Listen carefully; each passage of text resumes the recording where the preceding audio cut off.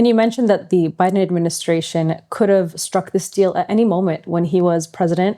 And we just had Kamala Harris tweet out so proudly, like she was bragging that, Trump shouldn't really get all the credit for making this so-called peace plan. It was really her and Biden that brought most of the peace to Gaza. What are your thoughts on that? I mean, to me, the most interesting aspect of the Democrats, like the Biden camp, is that their cowardice on the issue of Israel-Palestine and their just refusal to take on the Israel lobby and to adopt like any minimal recognition of Palestinian rights, like that subservience to Israel, it supersedes even their desire for power, like to be in office. Because if everyone knows this, if Kamala had just even slightly distanced herself from Biden on the issue of the Gaza genocide, she would have radically improved her chances of winning, radically. And it was such an easy political thing to do. I mean, forget morals for a second, because we can't expect politicians to have that. But just thinking like strategically from like the idea of like a cold-blooded Washington Beltway pragmatist, you have polls showing that the Democratic base is like revolted by Biden's policy on Gaza. And all they want is for some like minimal break from Kamala Harris, even if it wasn't even sincere, just saying it, right? But she wouldn't do it. And why? Because I guess like the hatred of Palestinians, their dehumanization, and like the veneration of Israel as our ally and blah, blah, blah.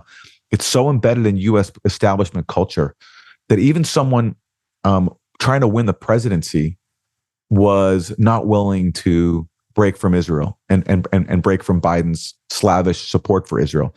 So it just speaks to the absolute anti-Palestinian fanaticism we have embedded into our political culture, where people would rather serve Israel than even win an election. It's really unbelievable. And it speaks to just years and years of propaganda and the power that the Israel lobby has, not just in Washington, but in all aspects of society. Because say you're Kamala Harris and like you're thinking about your post politics career, because these people get book deals and speaking tours. Kamala Harris probably knows subconsciously that if she speaks out for Palestine in some like just perfunctory way, like the most like minimal, like letting a Palestinian speaker who wants to endorse her to speak at the DNC convention, she might be thinking about, well, if I do that, I might not get a lucrative speaking gig or a book deal. These things have an impact on these people who aren't just thinking about politics or thinking about their position of power within the U.S. establishment. And so they'd rather sell out their own political chances than acknowledge Palestinian suffering and do something a little differently than what Biden did. And instead, we got people like AOC going up and saying that Kamala Harris is working tirelessly for a ceasefire, even though it wasn't true. And she could have lied and said Kamala Harris will work tirelessly for a ceasefire, which again would be a lie, but at least it wouldn't be demonstrably false, because that would be aspirational sometime in the future. But they insulted all of us and they made it impossible to vote for them. And I say this, I mean, listen, I'm in the minority, I think, in my camp when it comes to like media circles. I actually believe in lesser evil voting. I'd rather have a president that doesn't cut Medicaid for low-income people and give even bigger tax breaks to the ultra-wealthy. But Democrats made it absolutely impossible to adopt the lesser evil strategy, because they actually showed on the issue of the Gaza genocide that they were the bigger evil, given that they let the genocide go on for as long as they did. They refused to stop it, and they ceded that lane to Trump, who finally ended it. They basically set it all up for Trump to continue the genocide, with no doubt. Yes, they did. So in the last 24 hours, dozens of world leaders have met in Sharm el-Sheikh, Egypt, to plan the future for Palestine as if it's their role to decide our future as Palestinians. Is anything good going to come out of this U.S.-led summit? What do you think? I don't see anything good coming out of this except for an end to the genocide, which again is something to welcome, but we can't fool ourselves into thinking that there's any steps towards justice, minimal Palestinian rights. There's just none of that. The Gulf states have long seen Palestinians as kind of a nuisance, and they don't offer them anything. They're just kind of a distraction.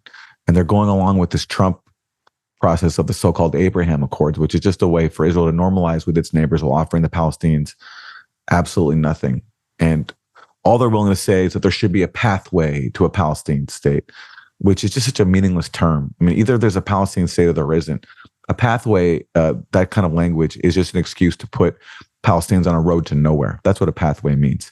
It's somewhere far off in the future. We just have to get there. No, if you want to give Palestinians a state, then the answer is very obvious. Uproot all of the illegal settlers in the occupied West Bank, all of them. They have no right to be there. And give Palestinians the absolute minimum. And of course, they deserve their entire homeland back. But the problem there is Israel's nuclear weapons, and I just don't see the immediate path to achieving that. So at the very minimum, give Palestinians what their leaders have already accepted, a state in 22% of their stolen homeland. But of course, that's not even in the conversation. And as I said earlier, the Arab League has stopped talking about that. And you can see just how determined all these leaders are to crush Palestinian self-determination by the refusal to free Marwan Barghouti, who everybody knows is the most popular political leader in Palestine. If there were elections, if Israel allowed elections, he would win. He's not even from Hamas. He can't even use the Hamas canard. He has advocated in the past nonviolence. He ticks all the boxes that like Western liberals claim to support when it comes to Palestine.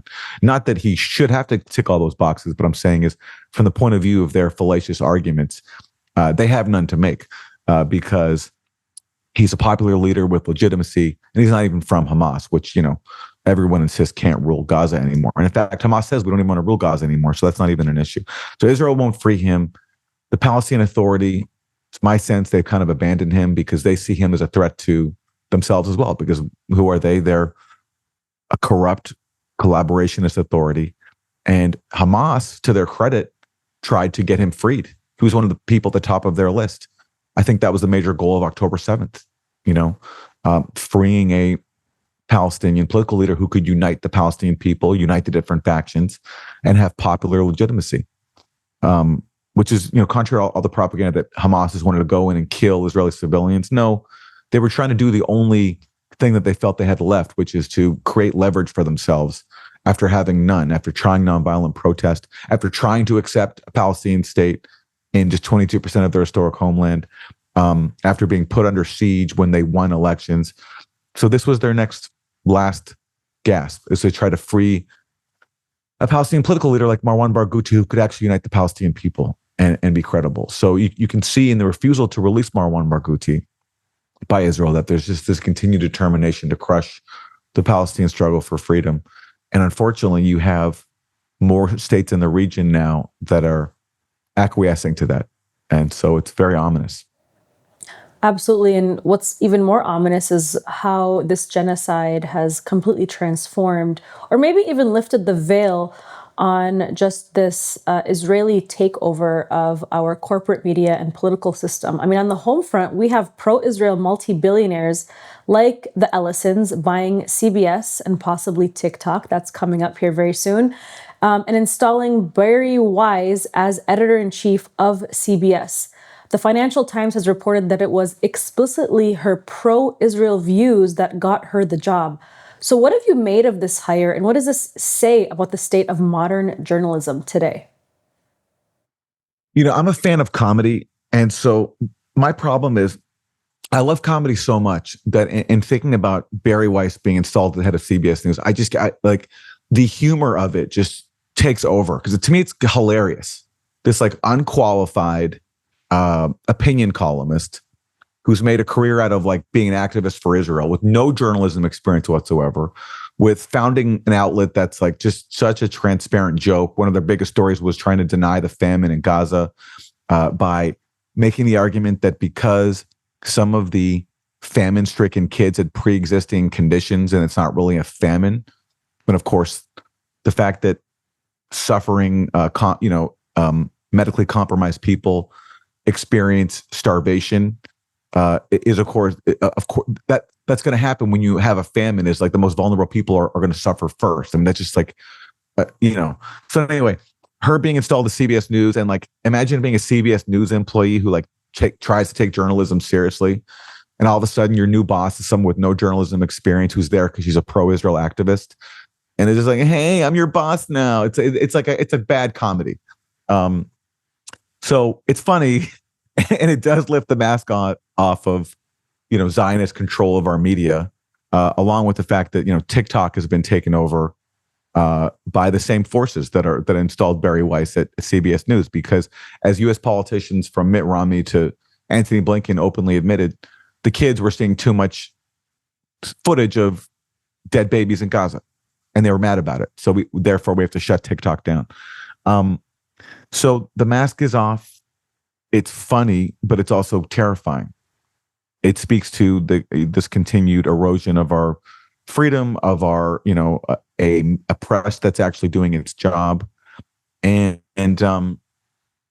the upside is that nobody trusts these institutions anymore. And do you think Barry Weiss is going to help the fortunes of CBS News?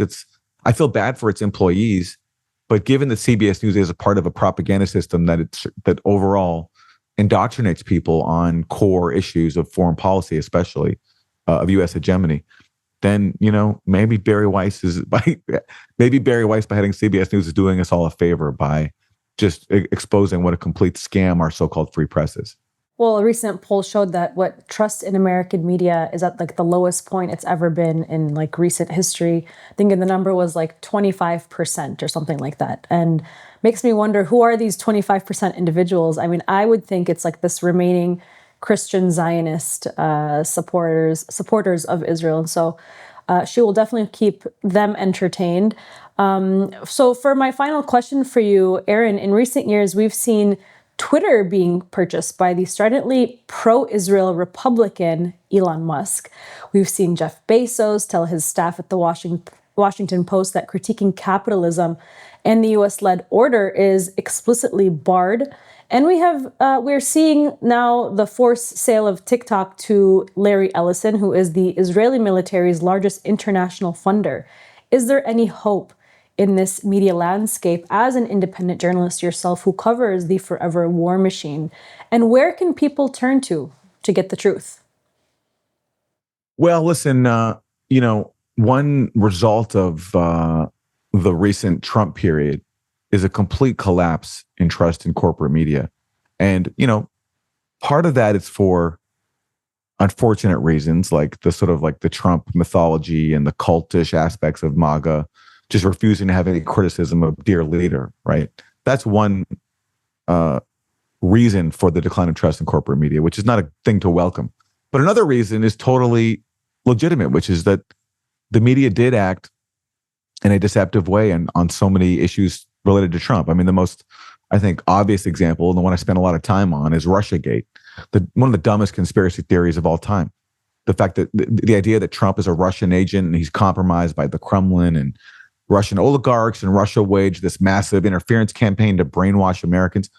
It was a complete scam on so many different levels. And by the way, since we're talking about the Gaza genocide, you saw the clip, I'm sure, of Trump going to the Israeli parliament and basically again admitting that he did the bidding of Israel First oligarchs, Miriam and Sheldon Adelson. He reminded everybody that he moved the U.S. embassy to Jerusalem for them, that he does their bidding.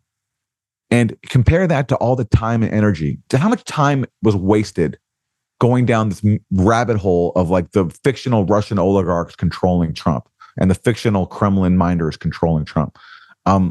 Do any of these people who fear-mongered about so-called Russian interference have anything to say about Trump's open admission of doing the bidding of Israel oligarchs under Israeli influence? No, because Russiagate was just a scam. And so, for good reason, people don't trust the media because everyone in the media, including, I'm sorry to say, some of our independent media colleagues went along with it.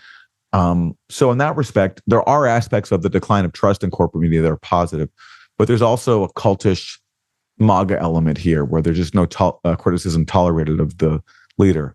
And that's a problem. And another problem is the spaces we're in, Mnar. I mean, I think Min Press is a rare exception that doesn't get duped by the same forces that fool us on so many issues. So for example, you take an issue like the Gaza genocide. That's not controversial with an independent media. No one supports Israel. Initially, there were some people who would parrot some Israeli propaganda like the rape hoax. They got duped by that. But for the most part, I think independent media coverage is really good. If you look at a show like Democracy Now!, where I used to work, they do great coverage of Gaza. they interview great people. Although I have to say they also boycott certain great guests like Norman Finkelstein, who hasn't been on throughout the entire Gaza genocide, but that's another story. But on other issues like the Ukraine proxy war, like Syria, like Russiagate, the stories that require more critical thinking and more intellectual self-defense from our very sophisticated propaganda system, there, some of our colleagues have done a terrible job, and they've been duped by the same propaganda that they debunk on other issues. So that's something to address. And for people working in independent media, there's no shortage of opportunities to be on the right side, to be on the side of truth. But it's hard because things are increasingly fragmented. People's attention is pulled in so many different ways. It's hard to get people to read something these days because there's just so many choices on offer. But as always, so long as we have some semblance of freedom, which we do have here, there are opportunities for people telling the truth. Absolutely. And we thank you and commend you for challenging the status quo with your reporting at the Grayzone and Substack and your show with Katie Halper. And hopefully we'll have you on again, Aaron Mate. Thank you so much. Mnar, thank you for having me on. Thank you for all you do at MnPress. And I urge anyone with the means to support your outlet, which I think does really important journalism that very few other people, including in the independent media space, are doing. So it's an honor to join you. And thank you. Oh, thank you, Aaron. Really appreciate that.